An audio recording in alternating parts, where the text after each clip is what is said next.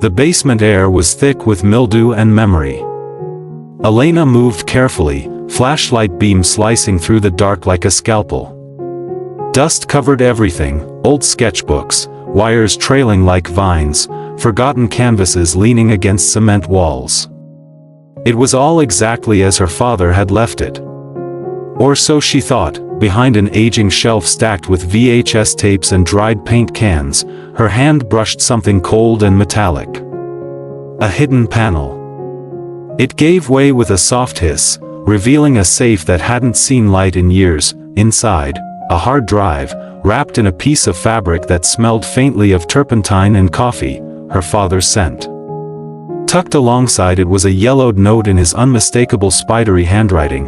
Elena, don't believe what they tell you. Truth is what the mind accepts.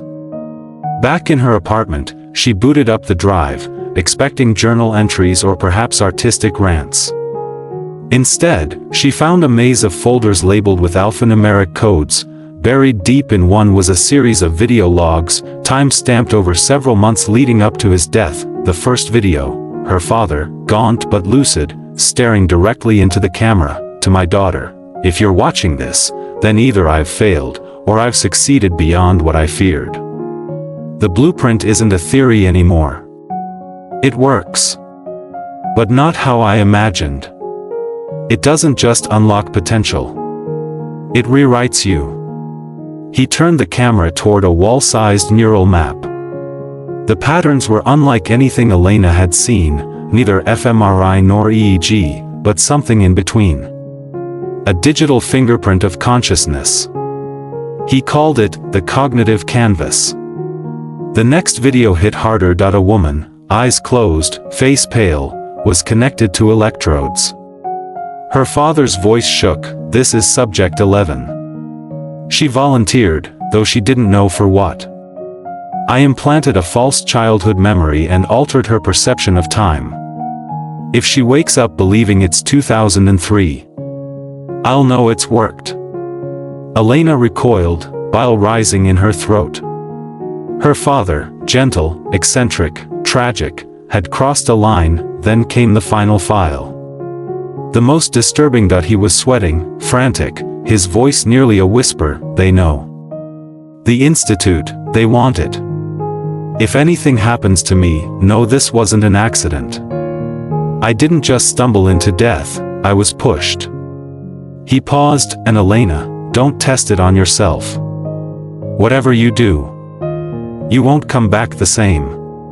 The video glitched. Static. End of file. Elena stared at the screen long after it went black. Her father had always been called a dreamer. Now she knew the truth. He had weaponized dreams. Turned inspiration into manipulation. And someone else knew. Someone who didn't want the blueprint hidden. Had her father truly died of heart failure? Or had the mind he created turned against him, by someone else's hand? She closed the laptop. Every instinct told her to walk away, but obsession is a kind of inheritance, too. The knock came just past midnight. Elena jolted awake, half expecting sirens or agents or, worse. Her nerves had been frayed since discovering the final video. Her sleep, fractured by images that didn't belong to her, memories of lakes she'd never visited, lullabies she'd never heard, a voice that wasn't hers whispering, run. The knock again. Soft, steady. Familiar. Elena peered through the peephole, and nearly dropped that it was her. Or someone with her face. She yanked the door open before caution could speak. The woman on the other side blinked at her with ice blue eyes, a shade colder than Elena's but disturbingly close. Her hair was longer, darker, pulled into a braid that felt deliberate. Her posture was clinical, almost military. Controlled. Elena Voss? She asked, not like someone looking for confirmation, but for confrontation. That's me, Elena replied, barely audible. No. I'm Elena Voss, the woman said.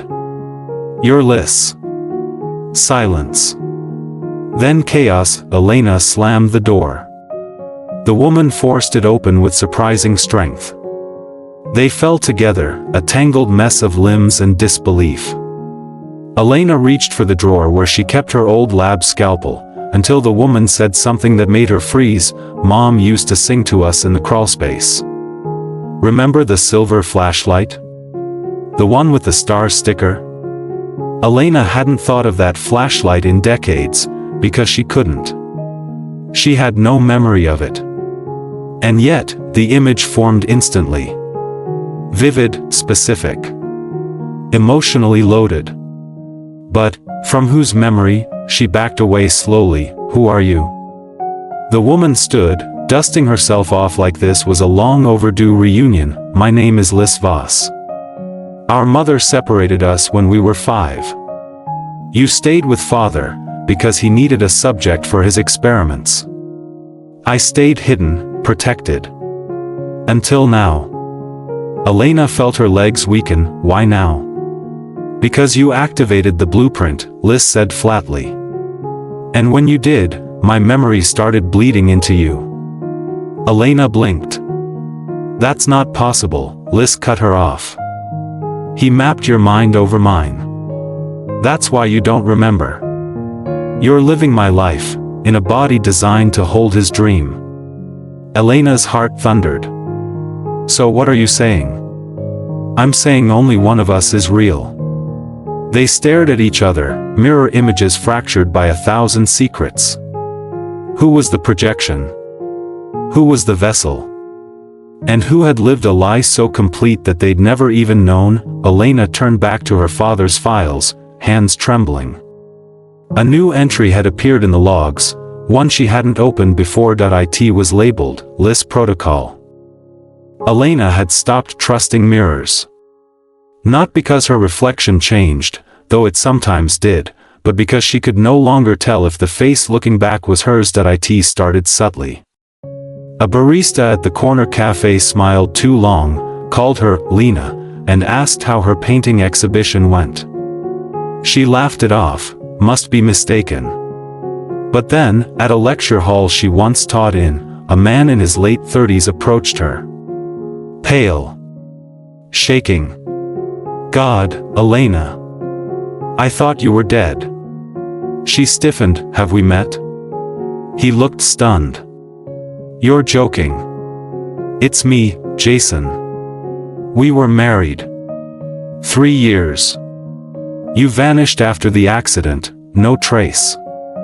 They said it was grief-induced amnesia, or that maybe the blueprint worked too well."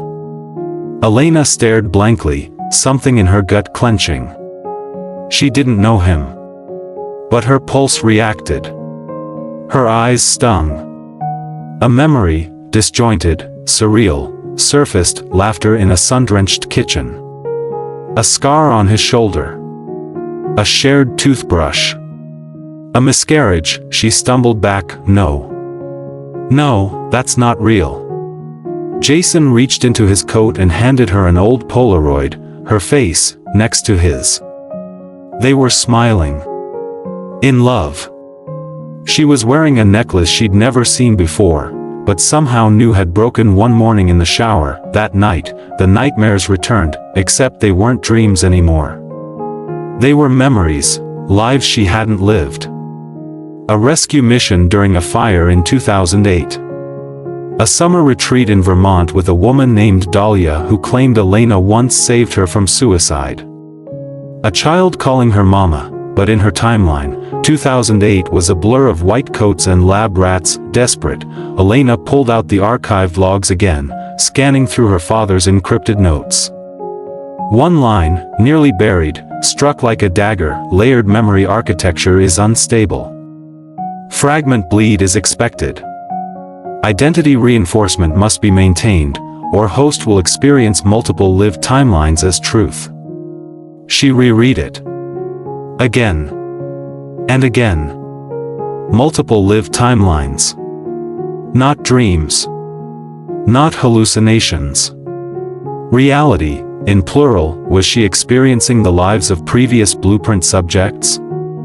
Or worse, was she the result of multiple minds fused into one consciousness? Liz had said something was bleeding between them. But now it seemed it wasn't just between two people. It was between entire realities, and Elena had no way to know which life was truly hers. Elena knew she was being followed, that it wasn't just the glances in the subway or the figure in the black sedan parked outside her apartment for 3 nights in a row, it was something deeper. A tug in her mind, like a string being pulled gently by invisible hands. She was thinking thoughts she hadn't formed. Making choices that didn't feel entirely her own. That's when the anonymous package arrived. No return address. Just a single keycard, matte black, with the Mindforge Institute's insignia pressed faintly into it. And a note, "Welcome back, Dr. Voss. We've missed your mind." The Institute. She hadn't heard that name since grad school, whispers of a place where the world's sharpest minds were either recruited or buried. Officially, it was a cognitive think tank. Unofficially, it was where dangerous ideas were either harnessed or destroyed, and Hal Reyes had brought her there once. Before the scandal. Before the betrayal, now, years later, the card gave her access to a hidden wing of a corporate tower in Midtown. As the elevator doors closed behind her and she descended into sub-basement levels that didn't exist on public blueprints, Elena felt something she hadn't felt in months: purpose and dread. The doors opened to white light, and there he was, Dr. Hal Reyes, older now, the silver in his beard matching the cold in his eyes. But the moment he saw her, something flickered. Regret? Nostalgia? Or guilt? "Elena," he said quietly, like her name was a prayer he'd been forbidden to speak. "You set me up," she hissed. "I protected you," he replied, stepping closer. "You were getting too close. The blueprint wasn't ready. You stole my life." "No. I gave you a new one. You just weren't supposed to find the old one." The room behind him was filled with biometric pods, glowing blue with faint pulses, like artificial wombs. Minds in progress. Elena stared at them. Are they people? They're prototypes. Potential. Most of them aren't even awake. "But I was," she said, realization sinking in. "I am." Hal didn't deny it. That he tapped a terminal. Her neural map appeared on screen. Layers and layers of synaptic remapping. Code embedded in memory. Her memory. "You were the first successful integration," he said softly. "Your father had the theory. I built the framework. You were our miracle." Tears stung her eyes. "Not from grief, but rage, and you used me." Hal exhaled, genuinely pained. "I loved you. I still do. But love doesn't change the calculus. The blueprint is too powerful to be left unchecked. You had to be controlled. So we let you fall. Publicly. It kept you quiet." She backed away. "You didn't protect me. You caged me." "Not anymore," he said, voice trembling. "I need you now, Elena. The code is evolving beyond our control. The fragments, the memory bleed, it's happening across subjects. If we don't finish the master algorithm, if we don't create a stable host, the whole thing collapses." Elena looked at the pods again. One of them twitched. Dreaming, she turned back to him, suddenly calm. "I'll help you." Relief washed over his face. "But only so I can burn this place to the ground." Elena didn't know how long she had been running. The blueprint, her blueprint, was coming undone. The fragments, the memories, the realities, they were all crumbling, folding in on themselves like shattered glass. Every time she closed her eyes, she could hear whispers, her father's voice in 1,000 different pitches. Her mother's voice, dissonant. Hal's voice, closer than ever, almost as though he were right next to her, urging her to finish the code. She stumbled through the abandoned hallway of Mind-Forge's lower levels, the humming of machinery echoing through the concrete walls. The pods were empty now, ghosts of what they had once been. But something was still inside her. Something she couldn't shake. Something that was never supposed to exist. That's when it hit: the files. The ones she had ignored in her desperation. They weren't just logs, they were records of something deeper. Something her father had hidden in plain sight. She dropped to her knees before the terminal, her hands shaking as she scrolled through the encrypted data, unlocking layer after layer of lies, and then, there it was. The final entry: Elena Voss. It wasn't a name. It was a number. Elena's breath caught. The words blurred together as they sank into her mind, each sentence unspooling the truth she had spent so long running from. Elena Voss was never supposed to survive. She was the first subject, the first successful overwrite. The body, hers, was the vessel. But the mind was never truly hers. It was a fragment of my own consciousness, manipulated to fit the blueprint. The original Elena died in the lab on 2002. Her memories were never real. Her history, implanted. The room spun. Elena's body trembled violently, her chest tight as she read on. Subject 001 was the first test of the replacement protocol, an artificial consciousness based on fragments of memory, rewritten to fit into an existing shell. The experiment was meant to prove that a mind could be completely rewritten. The real Elena's soul was gone. Only her body remained to carry the new mind, the mind of her father. She slammed her fist into the table, the sting of the cold metal grounding her. Her hands were trembling as she opened the final video log, her father, staring into the camera. Elena, if you're watching this, I'm sorry. I didn't mean for you to live this lie. But you were never supposed to exist the way you think you do. The truth is, I had to overwrite the original Elena to ensure the success of the blueprint. You were always a version. A shell. A copy. You were made from fragments of me, pieces of my consciousness that I couldn't let go of. You were the experiment, Elena. I am the architect of your existence.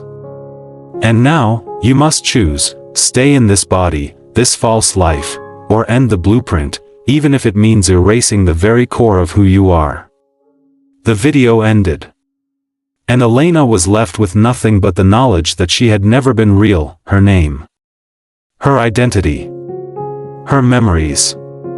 Everything she had believed in, everything she had fought for, was a lie. The implications were endless. Her entire existence had been programmed, designed, shaped by the hands of those she had trusted most. Her love for hell. Her father's affection.